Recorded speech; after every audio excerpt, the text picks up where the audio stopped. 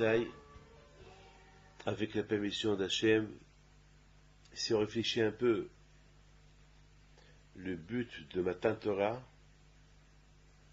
c'était pour les enfants.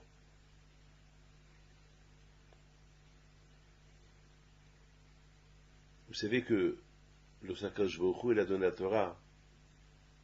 C'est écrit dans Devarim, comme Moshe Rabbeinu, il dit au Bnei Israël, que Hachem, il n'a pas donné la Torah seulement à ceux qui étaient présents, mais aussi à ceux qui n'étaient pas encore présents. Alors j'ai beaucoup réfléchi.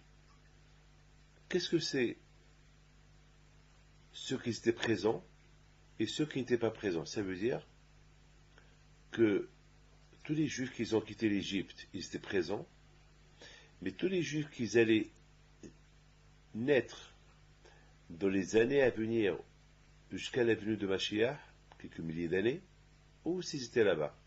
Alors je commence à réfléchir. Comment les gens qui sont pas couronnés et qui devaient naître dans les années à venir, que aussi étaient là-bas, comment ils étaient? Vieux, jeunes, enfants, comment ils étaient? Avec une barbe, sans barbe. Ceux qui étaient présents, on pouvait savoir qui était. Chacun a son âge. Il y avait ceux qui avaient 70 ans, il y avait ceux qui avaient 80 ans, il y avait ceux qui avaient 20 ans, il y avait ceux qui avaient 1 an, 2 jours. Et ils étaient présents. Mais ceux qui n'étaient pas encore présents, parce qu'ils ne sont pas encore nés, ils vont naître dans les années à venir, que aussi, comme par exemple moi je suis né en 1950. Alors, ça veut dire que, comment j'étais? Est-ce que j'étais comment j'étais? Parce que j'étais présent. D'après Moshe Rabbeinu, tout le monde était présent. C'est-à-dire que moi aussi, David Pinto, et vous aussi, vous qui êtes en train de m'écouter, vous aussi, vous étiez présent. Alors, comment vous étiez? Quel âge on vous a donné? Même sur Adam Arishon, il y a une discussion dans la Torah, chez Hachamim. Lorsque Hachem, il a créé Adam, il a créé de quelle façon? Quel âge il avait? Est-ce qu'il avait, c'était Adam l'âge de 40 ans, ou Adam l'âge de 1 an, ou un bébé, comment il était? Bon, bien sûr, Hachem, il a créé Adam en tant qu'adulte, pour qu'il puisse bien comprendre, pour bien diriger le monde. Mais maintenant, je ne parle pas de Adam Arishon, je parle de Matan Torah, lorsque Am Israël ont reçu la Torah. On était tous présents là-bas. Tous les Juifs, jusqu'à la venue des temps, jusqu'à la fin des temps, jusqu'à la venue de Mashiach, tous les Juifs qui vont naître pendant les 3000 ans ou les 4000 ans depuis la Matan Torah jusqu'à la fin des temps, aussi étaient là-bas. Comment ils étaient? Je suis obligé de dire qu'ils étaient tous jeunes. C'était tous des Neshamot. Des Neshamot, des âmes. Ça veut dire que Hachem, lorsqu'il a donné la Torah à Israël, ce qui est important pour Akadosh Baruch Hu, c'est la transmission de la Torah. Parce que un adulte qui a reçu la Torah, un adulte qui respecte Torah Mitzvot, il est adulte, il comprend. Mais ce que lui comprend, il faut le transmettre à ceux qui ne comprennent pas. C'est les enfants. Il y a un passage dans Tehillim qui dit Mipi Ktanim Yesataoz. Il y a un passage dans la Torah et dans Tehillim qui dit que grâce à la parole des enfants, Hachem, tu as construit la Torah. C'est que la construction de la Torah, c'est les enfants. Parce que les enfants, c'est la transmission. C'est eux qui vont transmettre. Torah tziva alanu Moshe, Moracha Keilat Yaakov. Moshe Rabbeinu, il a étudié la Torah, mais le plus important, c'est pas la Torah qu'il a étudiée, mais la transmission de la Torah. Moshe Kibbe Torah Misinai, Umsara el Yeshua, Avishua el Skinim. La transmission de génération en génération. Mais le plus important, c'est les enfants. C'est aux enfants à qui on doit transmettre la Torah, c'est eux le plus important. Donc pour moi, le Akadosh Baruch Hu, il a réuni tous les bénis Israël autour de Har Sinaï et il leur a donné la Torah. Eh bien, les millions de Neshamot juifs qui vont naître durant les générations à venir, c'était eux qui étaient là-bas. Une neshama, c'est des étincelles de lumière de Hakadosh Baruch Hu. C'est ça une neshama. Très très petit. C'est des étincelles, mais chaque neshama est sa qualité. Il y a la neshama de Rabbi Shimon Bar Yochai, la neshama de Rabbi Meir Baal HaNes, c'est des étincelles. Ne croyez pas que les neshamot, c'est quoi? Par rapport à Kadosh Baruch Hu, c'est une étincelle. Helek Eloah Mema'al.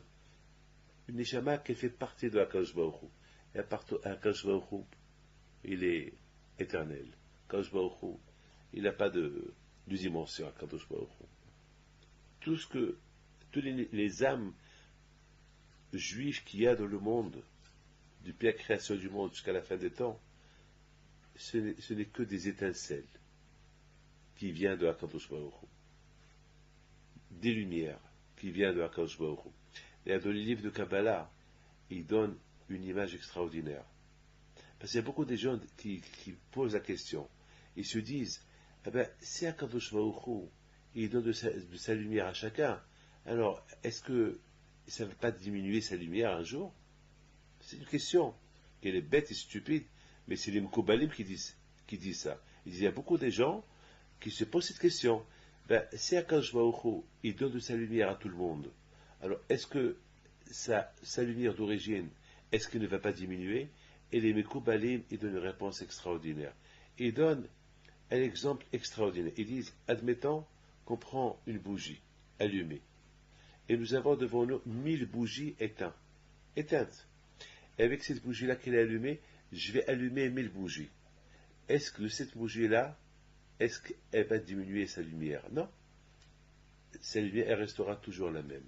Eh bien, c'est comme ça.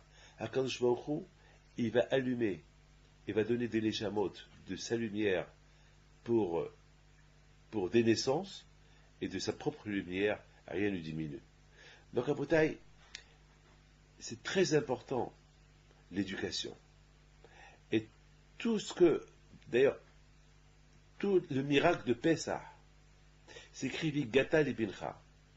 Tout ce qu'Akadosh Baruch Hu a fait en Égypte, c'est pour que les parents, ils vont raconter à leur enfant qu'est-ce que Hachem il a fait. Parce que nos parents qui ont quitté l'Égypte, ils ont vécu les miracles.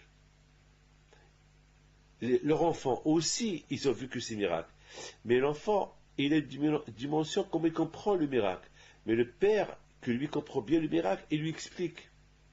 Il va le transmettre. Tu vois, mon fils, tu as vu les 10 plaies, tu as vu Dame, Rocher, Tsardea, Akinim, tu as vu tous ces 10 plaies-là. Et l'enfant, il voit, oui, papa, j'ai vu, c'est inimaginable, tu te rends, papa, tu as vu le Nil, le fleuve qui est devenu du sang rouge. Oui, et le père, il lui explique.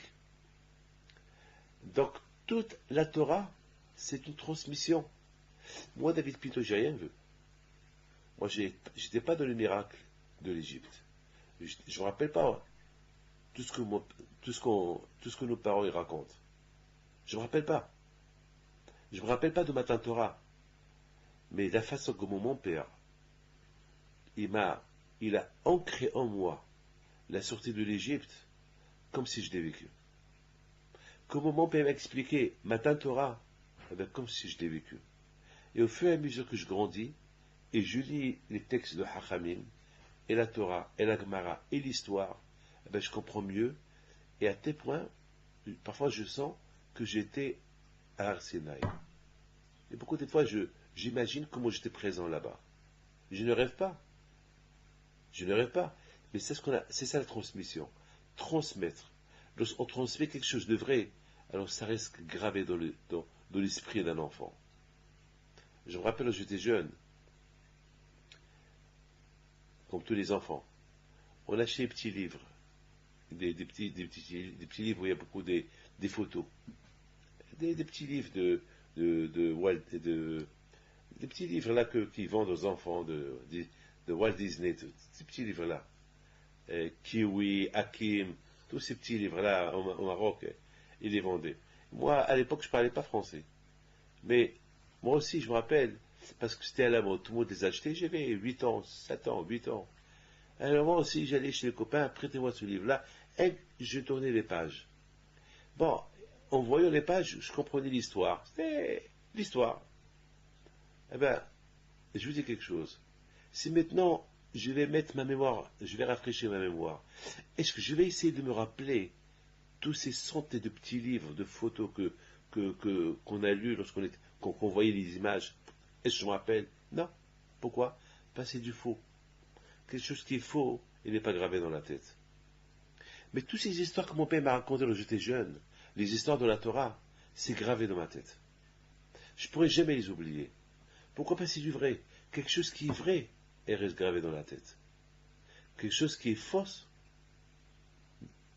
c'est pour ça qu'on dit que les paroles vraies, lorsqu'ils sortent du cœur, ils rentrent dans le cœur. Mais quelque chose qui est fausse, même si elle est répétée 1000 fois, c'est du faux. Ça rentre pas dans le cœur. Pourquoi? Parce que c'est du faux. Quelque chose qui est faux, ça ne tient pas de vous. Il dit Arizal Akadosh, le Emet, la vérité, c'est comme une chaise qui a 4 pieds. Et le faux, c'est comme une chaise qui a 3 pieds. Elle bouge. Le faux bouge. Il n'a pas de, il n'a pas de, il n'a pas de stabilité. Le Emet, et la Torah, elle s'appelle Emet. La Torah, elle s'appelle Emet. Et qui il a donné Hachem. Et Hachem, il est Emet. Et qui il a reçu, c'est Am Israël. Et Am Israël, ils sont Emet. C'était Emet et Yaakov. Donc, Emet, Emet, Emet, les 3 Emet à la fois, on réunit 3 Emet à la fois. Donc, ça ne peut que faire du bien. C'est la raison pourquoi, lorsque on transmet la Torah aux enfants, ce que l'autre transmet, étant donné que c'est émettre la Torah, elle émet, alors elle va être gravée dans leur tête, et ça va les aider dans l'avenir. Et c'est la raison pourquoi lorsqu'Akadosh Baruch Hu a donné la Torah, c'était important pour lui que tous les enfants, ils seront présents. Parce que, quelle est la raison pourquoi Akadosh Baruch Hu devait donner la Torah, même aux enfants qui étaient là-bas, et ceux qui sont pas, et ceux qui ne sont pas encore nés? Pourquoi? Quand je lui donne au présent, et ceux qui vont venir plus tard, ben, les parents vont leur donner, non. Quand je me dis non, c'est très important pour moi que ces futurs déchamots qui vont venir, dans les générations à venir, qu'ils écoutent la Torah directe de leur père spirituel, qui est Akadosh Baruch Hu. Qui est le père de la Neshama? C'est Akadosh Baruch Hu. Qui est le père de la Neshama? Qui est le père de mon âme? Le père de mon corps, c'est mon père. À part Hachem aussi. Mais qui est le père de ma Neshama, de mon âme? C'est Akadosh Baruch Hu. Parce que ma Neshama, elle fait partie de Akadosh Baruch Hu. C'est ce qu'on appelle Helek Eloah Mima. Akadosh Baruch Hu, il a créé un homme avec une partie de lui. Le Zohar Kadosh, il va plus loin. Il dit le Zohar Man de Nafah, Medele Nafah. Prenez par exemple un ballon. Un ballon. Et soufflez de votre souffle dans le ballon. Le ballon, il va gonfler. Qu'est-ce qu'il y a dedans? Qui a fait que ce ballon, il est large? Eh bien, c'est le soufflement. À qui est ce soufflement? C'est le mien. Donc, ce ballon-là, il s'est gonflé par rapport à mon soufflement. Donc, lorsqu'Akadosh Baruch Hu, il a créé Adam Rishon, c'est écrit, Hachem, il a soufflé dans sa bouche un soufflement de lui. Et ce soufflement-là, il s'appelle Neshama. Madenafa, Medele. Donc ça veut dire que la vie que l'homme, cette vie que l'homme, il a, ce corps-là, il a une vie. Cette vie-là, qu'il est dans le corps de l'homme, elle fait partie de Akadosh Baruch Hu. Parce que c'est de Hachem qu'il est sorti cette vie, de sa propre bouche. Donc après, c'était très important que la Matan Torah, Akadosh Baruch Hu, il réunit tous les enfants, tous les Neshamot, tous ces Neshamot qui vont venir plus tard, qui ne sont pas encore nés. Donc c'est tous des bébés. Tous c'est des bébés. Il n'y a pas mieux qu'un bébé qui retient tout. Comme qui dit Pekavot, il y a une différence entre un vieux et un bébé, et un enfant. Un vieux, lorsqu'on lui parle, ben, il peut accepter, il peut ne pas accepter. Mais un enfant, il va vite accepter. Tout de suite, il va accepter un enfant. En général, un enfant, parce que il est mûr, il n'est pas malin. C'est pas, vous savez, Haramim ils disent que Hevel Pehem c'était le coach Betraban, que un enfant, on l'appelle saint. Un enfant, on l'appelle Kadosh. Pourquoi un enfant, on l'appelle Kadosh? Parce qu'il n'est pas malin, un enfant. Un adulte, il peut être malin. Même moi, David Pinto, qui sait si je suis tzaddik ou pas? Personne ne le sait. Mais un enfant, il est tzaddik. Alors pourquoi pas un enfant? Il n'est pas, comme on dit en arabe, il n'est pas maharab, il n'est pas malin. Il n'est pas, il n'a pas la malice. C'est un enfant, il sait pas, un enfant, il sait pas c'est quoi une avera, ou une mitzvah, une avera, il sait pas. Alors tout ce qu'il peut faire, c'est bien. Vous savez, lorsqu'on éduque les enfants,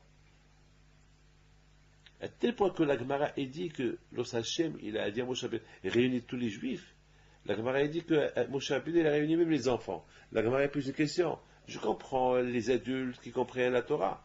Eux, il faut les réunir. Mais pourquoi réunir les enfants? Pourquoi réunir les enfants? Pour quelle raison? Quel but? Il faut écouter Moshe Rabbeinu leur donner un cours, mais il ne va rien comprendre. Et la Gemara, elle répond, pour donner une récompense aux parents qui sont très éduqués, les enfants. Parce que même que l'enfant, il ne comprend pas un cours de Torah, mais c'est bien de le prendre, écouter un cours de Torah, pour l'éduquer, pour qu'il écoute, pour qu'il commence à apprendre, qui a la notion de la Torah. La Gemara est dit sur Rabbi Yehoshua Ashilolato. Lorsque Rabbi Yehoshua, il est né, sa mère, elle prenait le petit poussin, la poussette où il y avait Rabbi Yehoshua, tout bébé, elle l'emmenait au Beth Midrash. Alors Hachamim, ils ont dit à sa mère, Madame, pourquoi tu as mis ce bébé au Beth Midrash? Quelle est la raison? Il leur a dit, je veux que de mettre commence à écouter la Torah. Même qu'il ne comprend pas, mais moi ses oreilles, ils écoutent la Torah. Voilà, Rabotai, l'éducation de l'enfant. Éduquer, d'ailleurs, c'est quoi le but de chaque père de famille? Le but de chaque père de famille, c'est de donner à son fils l'opportunité et l'occasion de continuer de faire son judaïsme. Mais il faut lui donner. Moi, c'est quoi mon plus grand bonheur à moi? Eh ben, mon plus grand bonheur à moi, c'est de voir mes enfants qui suivent le chemin de Hakadosh Baruch Hu. Il y a beaucoup de gens qui croient que être juif, c'est facile. Et on est né juif, et ben, on va mourir juif, et nos enfants sont juifs. Ouais, c'est bien. C'est très bien. Il n'y a pas de problème. Mais qui garantit que cet enfant-là, il restera juif comme que toi, tu es juif? Pour que ton fils il reste juif comme que toi, tu es juif, il faut lui donner l'éducation, surtout dans cette période qu'on vit aujourd'hui, la période de l'Internet, la période que les enfants ils sont perturbés, la période que les enfants ils préfèrent les sorties que aller à la synagogue. Cette semaine, j'ai eu un problème avec une maman. Une maman qui a voulu faire la bar mitzvah de son fils, une bar mitzvah vraiment une bar mitzvah une bar mitzvah, c'est vraiment à la brésilienne. Vraiment à la brésilienne. Des danseuses et des danseurs, et une bar mitzvah qu'elle est vraiment. Alors, son fils, lui, qu'il est dans une école juive, et qu'il s'intéresse au judaïsme, parce que grâce à Dieu, il y a des rabbins qui lui ont inculqué ce que ses parents ne lui ont pas inculqué. Il ne comprend pas, il dit à sa mère, maman, mais mon copain, il a fait sa bar mitzvah la semaine dernière. C'était super bien, j'étais là-bas, ça dansait, il y avait des rabbins, il a fait un cours de Torah. Et pourquoi pas moi? Elle a dit non, pas du tout, c'est différent. Enfin, ceux-là, c'est des fous, et ils font n'importe quoi, mais non, c'est la high society, c'est la classe, elle n'a rien compris, elle dit maman, je ne veux pas. Alors mes rabbins, ils vont pas venir. Quand mes rabbins, ils vont venir, ils vont voir des femmes qui dansent, des danseuses. Maman, mais c'est pas possible. Alors elle lui dit, mais alors que les rabbins, on les avait qu'à la synagogue, c'est pas le pays qui viennent à la salle. Mais maman, c'est pas normal. Mais pour mon copain, j'ai été à la bar mitzvah de mes copains, et les rabbins ils étaient là-bas, et c'était super bien. Et pourquoi pas non, toi non. Eh ben, il dit à sa mère, eh ben, on va aller voir Rabbi David. Ce que Rabbi David il nous dit, on le fait. Alors, au départ, elle ne voulait pas. Alors lui, il dit à sa mère, maman, eh ben, si on va pas chez Rabbi David, eh ben, je ne vais pas me présenter, je n'irai pas à la salle. Donc, elle n'a pas le choix. Avant que son fils il est rentré avec elle, elle rentre elle la première. Elle me dit, Monsieur Rabel, ça ne vous dérange pas, mon fils il ne veut pas accepter la raison, il veut pas, elle m'a pas bien expliqué. Il me dit, il veut pas se faire sa bar mitzvah. Je vous en prie, il faut lui parler pour qu'il fasse une bar mitzvah correcte comme tout le monde. Il veut faire une bar mitzvah à sa façon. Bah, j'ai rien compris. J'ai pensé, j'ai dit peut-être, j'ai dit peut-être, il veut pas de Seouda. Donc j'ai dit, bon, je vais lui parler. Mais lorsque le fils il est rentré et j'ai vu son visage et comment il m'a expliqué la chose, j'ai commencé à regarder la femme, sa maman. Je dis maman, je dis madame, tu sais pas que tu mets ton fils dans le danger. Je raconte une histoire. Je raconte que je me rappelle à Lyon, il y a 15 ans, il y avait un mariage. Je sais pas, à Lyon, il y avait un mariage, je sais pas, c'est Lyon à Marseille, je ne me rappelle pas. Il y avait un mariage, et à cette époque-là, j'étais invité à ce mariage. Mais je n'ai pas été au mariage parce que j'étais avec la synagogue. Mais bien sûr pas au mariage lui-même, parce que tout le monde parlait que ils avaient affrété un avion du Brésil, qu'ils ont apporté des danseuses, etc. Et puis j'avais de la peine pour le gâchant, pour l'argent, le gâchis de cet argent-là, dépenser tant d'argent pour une soirée, et en plus une soirée qui va pas être fait dans les normes de la halakha, c'est une soirée qui n'est pas cachère. J'ai eu de la peine. Bon, bien sûr, c'était pas mon problème. Je ne pouvais rien faire, je ne pouvais même pas parler ces gens-là, parce que ils vont me dire de quoi tu te mêles. Je sais ils avaient une réponse comme ça, donc je ne me suis pas mêlé. Mais tout ce que je sais, c'est que ce soir là-bas, j'avais donné un cours de Torah sur ça. Et vraiment, j'ai donné un cours de Torah. Et j'ai parlé des conséquences des soirées comme ça, des mariages et des bar mitzvot comme ça, qui ne sont pas selon la halakha, qui ne sont pas dans les normes de la halakha. J'ai parlé de ça. Eh bien, il y a ceux qui m'ont compris, il y a ceux qui ne m'ont pas compris. Tout ce que je peux vous dire, c'est que le lendemain, le couple, on leur a rapporté ce que j'ai parlé. Eh bien, ils m'ont appelé. Ils m'ont dit, Rabbi David, est-ce qu'on peut avoir rendez-vous avec vous? Je dis, bien sûr, venez. Et le couple, il vient. La famille, il vient. Ils étaient presque une quarantaine de personnes dans un petit bureau, réunis. J'ai pensé qu'ils allaient faire la guerre avec moi. Puis qu'est-ce que je vois? Je vois que la Kala, la femme, elle prend parole et dit, eh ben, je me suis marié hier et je veux divorcer aujourd'hui. Alors, je regarde tout le monde et il y avait des gens qui pleuraient, des mamans qui pleuraient. Qu'est-ce qui se passe? Et je vois le Hatan, le marié, qu'il avait baissé ses yeux. Qu'est-ce qui se passe? Eh bien, il s'est passé quelque chose. Pendant la soirée, le Hatan, il a commencé à danser avec une danseuse. Et non seulement qu'il a dansé avec la danseuse, mais ils ont été un peu loin dans les danses. Et ça, il a fait ça devant sa femme. Et la femme, elle voyait ça. Et bien sûr, cette danseuse-là, elle voit devant elle un homme qui s'intéresse à elle, et qu'il est riche. Et bien sûr, elle était elle aussi un peu loin, devant tout le monde. Voilà la bataille. Alors, et malheureusement, il a fallu que je m'investisse beaucoup. Bon, le Hata, m'a dit, Rabbi David, j'étais aveugle, je ne sais pas ce qui s'est passé. Il a commencé, mais c'est ça les tentations. Aujourd'hui, on vit dans les tentations. Pour préserver le couple, préserver nos enfants des tentations, eh bien, on a besoin des gens qui s'occupent d'eux. Comme ce livre-là, il s'appelle Parole d'amis. Éduquer les enfants. Éduquer les enfants, leur donner une éducation de Torah. Comment leur apprendre à affronter ce monde où on vit aujourd'hui. Et bien sûr, il y a beaucoup de choses dans ce livre-là. C'est des programmes. Des programmes, comment apprendre un bon langage aux enfants. Apprendre aux enfants à ne pas parler du lachon hara, de la médisance. Bien sûr, un langage pour la vie. C'est vrai, hein? Un langage pour la vie.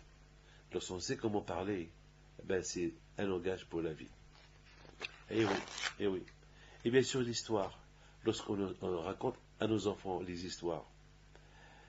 Et les témoins qui sont dans l'histoire, et surtout lorsque l'histoire, elle est émette.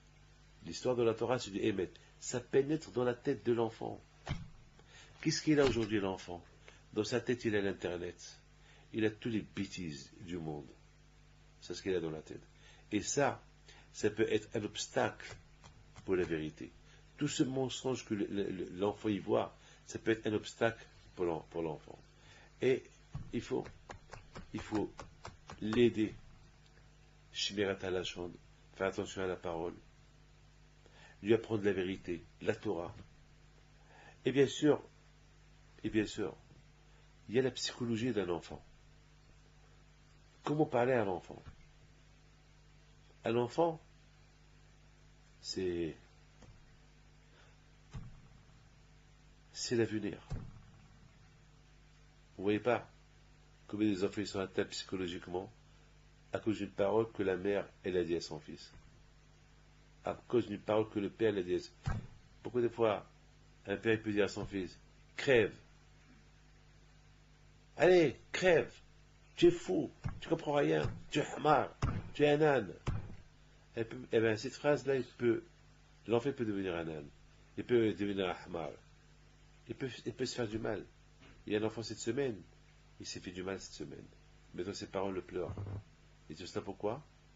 Ben parce que son père a dit, alors, le fils, il a dit à son père, papa, si tu me lâches pas, je vais faire cette bêtise. Le père lui dit, ah ben fais-la. Eh ben il l'a fait. Il l'a fait. Aujourd'hui, le père, il pleure. La mère, elle pleure. La mère, elle accuse son mari. C'est à cause de ça qu'il s'est fait du mal. C'est tout ça. C'est des choses. Je pense aussi, il faut qu'aussi, au lieu qu'on enseigne à l'enfant, il faut aussi apprendre à l'adulte. Mais peut-être, l'adulte, le père va prendre son fils. Je voudrais simplement rappeler, Abraham Avinu alav shalom, lorsqu'il est parti pour sacrifier Yitzhak. Quel âge il avait Yitzhak? Tout le monde y croit. D'ailleurs, lorsque moi j'étais jeune, je croyais que Yitzhak, il avait 1 an, 2 ans, un petit bébé. Mais Hachamim, ils disent qu'il avait 34 ou 37 ans, il avait. 37 ans. Yitzhak Avinu. C'était pas un bébé, c'était un adulte, un homme. Un homme. Un homme. C'est la folie. Il est parti comme un bébé avec son père. C'est la folie, bébé, je vous donne la parole d'honneur. J'arrive pas à croire que Abraham, il a réussi à convaincre Yitzhak, c'était un homme. Moi, si mon père me dit, David, viens avec moi. Et je lui dis, papa, où? Il me dit, ben, Dieu m'a dit que je dois te sacrifier. Je commence à voir mon père, je lui dis, papa, ça va pas la tête? Tu crois que, quoi? C'est quoi ça? Et pourtant, mon père, c'est un tzaddik, mon père. Imaginez-vous, Rabbi Haim Pinto. S'il me dit, mettons, je ne suis pas de mon père. Admettons, si je ne suis pas de Rabbi Shimon Bar Yochai. Je ne sais pas moi. Je sais pas, je pense pas que je vais me laisser faire. Je pense pas. Je sais pas moi. Si tu m'apportes tous les rabbins du monde aujourd'hui, et ils me disent, tous, suivez-nous. Je vais les suivre. À un moment donné, je vais dire, pour aller où? Ben, on va te sacrifier. Je dis quoi? Vous sacrifier? Je vais dire non.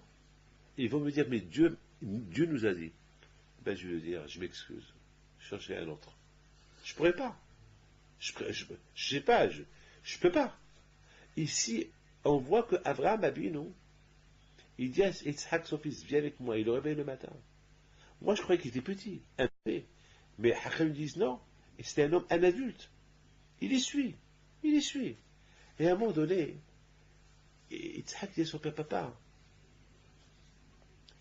je vois que tu vas pour sacrifier, faire un sacrifice ou pas. Oui, mon fils, je vois le couteau, je vois le feu, mais je vois le bois, très bien, mais je ne vois pas l'animal, je ne vois pas le mouton, ou la brebis, ou la vache, ou le taureau. Mais Aya, c'est la Ola. Alors il dit, mon fils, ben, le sacrifice, c'est toi. C'est moi? Oui, c'est toi. Il n'a même pas répondu. Il a dit à son père, merci papa de me l'avoir dit, comme ça je me prépare au sacrifice. La folie. Bébé, je donne parole d'honneur. J'arrive pas à croire. Mais attends, on ne parle pas d'un bébé. qu'on fait de lui ce qu'on veut. On parle ici d'un adulte. Un adulte. Un adulte qui se comporte comme un bébé. Un adulte qui se comporte comme un bébé. C'est inimaginable. Eh ben justement, un homme, un papa, il éduque son fils. Il lui donne une éducation d'autorat depuis sa jeunesse. Eh bien son fils, il restera toujours bébé. Toujours, il est toujours un bébé qu'il apprend. Toujours il apprend. Toujours il apprend.